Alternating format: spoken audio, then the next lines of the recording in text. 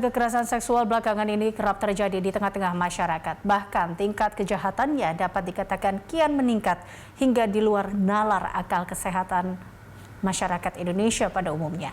Ya, satu-satunya seperti yang baru saja terjadi di Bandung, Jawa Barat, di mana seorang guru agama tega memperkosa belasan muridnya, bahkan di antara mereka ada yang hamil dan melahirkan. Tentu hal ini sangat meresahkan dan kini publik menginginkan agar persoalan ini mendapat perhatian serius dari semua pihak.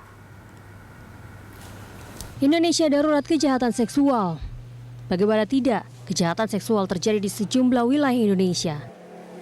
Yang lebih mengejutkan adalah kejahatan tersebut dilakukan oleh orang yang dianggap panutan, seperti guru sekolah dan guru agama. Kejahatan seksual yang cukup mengejutkan datang dari Bandung, Jawa Barat, di mana kasus pemerkosaan dilakukan oleh Heri Wiryawan, seorang guru pesantren di kota Bandung.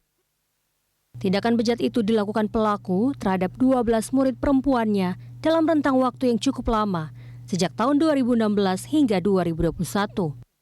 Dari 12 korban pemerkosaan telah lahir 8 bayi dari 7 korban. Kejahatan seksual juga terjadi di Depok, Jawa Barat. Polres Metro Depok menangkap pria berinisial MMS berusia 52 tahun yang merupakan guru agama atas dugaan pencabulan terhadap 10 santri perempuan.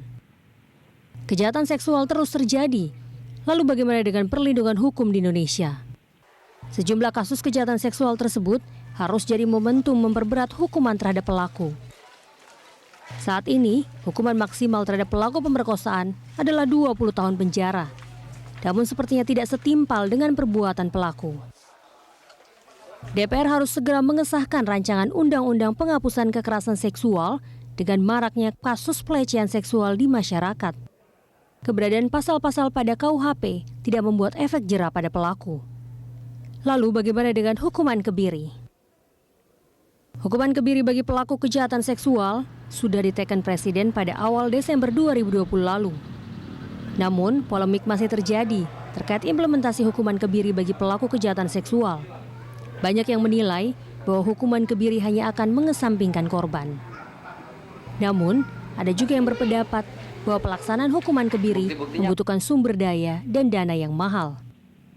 Apapun hukumannya, perlu ada hukuman yang tegas bagi pelaku kejahatan seksual, serta memberikan efek jera sehingga kasus kejahatan seksual tidak terjadi lagi. Tim Liputan Berita 1.